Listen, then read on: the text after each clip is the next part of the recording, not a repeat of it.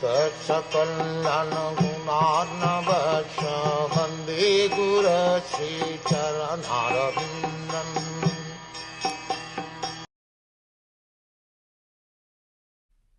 Just at this time, King Yudhiṣṭhir was considering performing a horse sacrifice to get freed from sins incurred from fighting with kinsmen.